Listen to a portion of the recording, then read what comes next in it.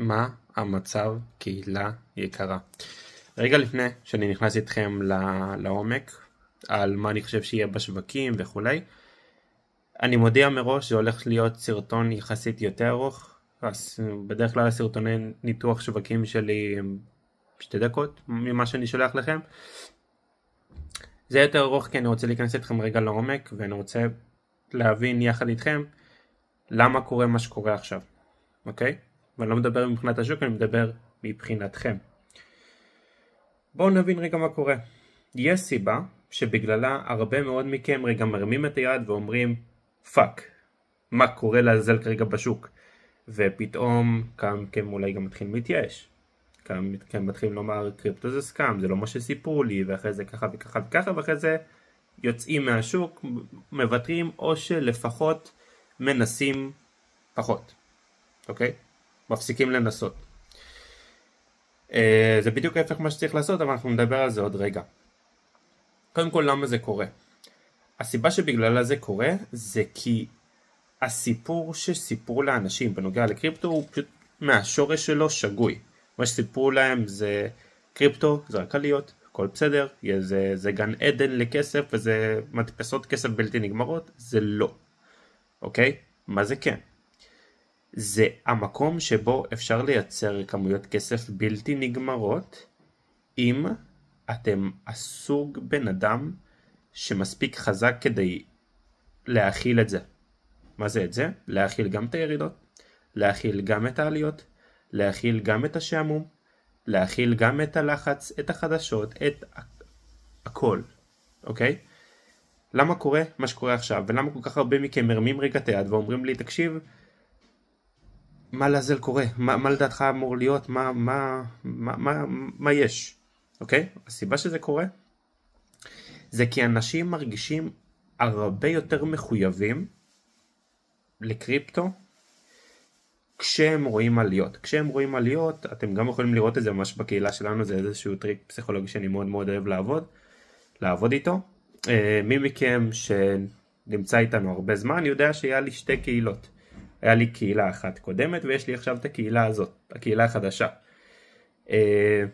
קהילה הקודמת אנחנו יצאנו ממנה באזור לפני שנה וחצי, משהו כזה, אולי אפילו פחות לפי דעתי.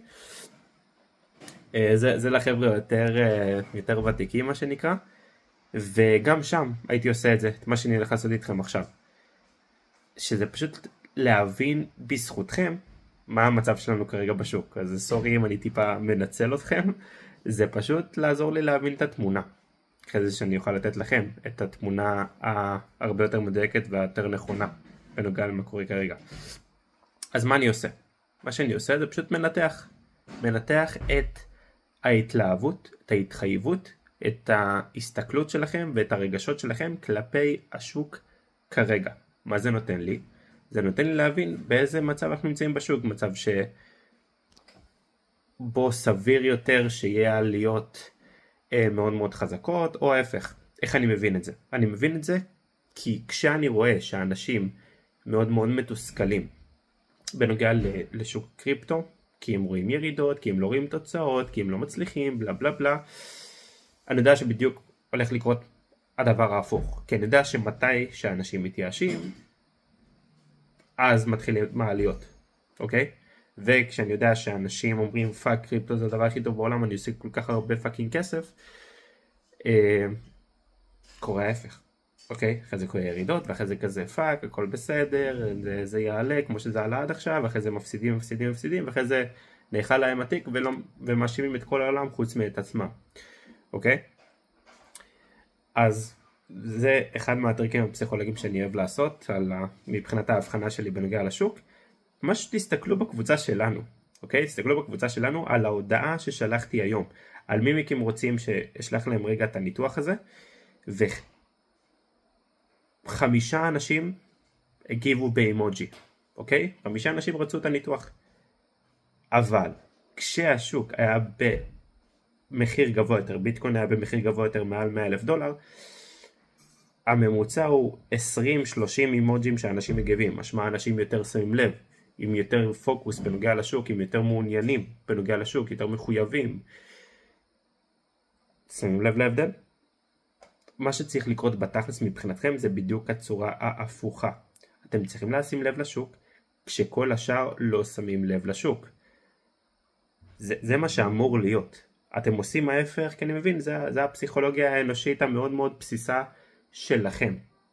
שאתם רואים משהו כרגע ואתם הולכים איתו. זה לא עובד ככה. אוקיי? לא, לפחות לא מבחינה של מישהו שרוצה באמת לעשות כסף משוק הקריפטו.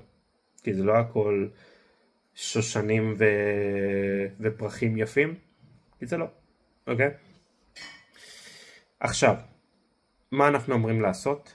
מה אני חושב שהולך להיות בשוק? אני הודעתי לכם מראש, זה הולך להיות סרטון קצת יותר ארוך, קודם כל לפרק מבחינת המנטליות, מי מכם שצריך את הבוסט המנטלי הזה באהבה, הנה לכם, מי מכם שלא הגיעו לסוף של הסרטון, אז אני יודע לצערי שכנראה אתם פחות תצליחו בקריפטו, אם אתם לא מוכנים להתחייב ללצפות את הכמה דקות האלה בשביל העתיד שלכם, אוקיי?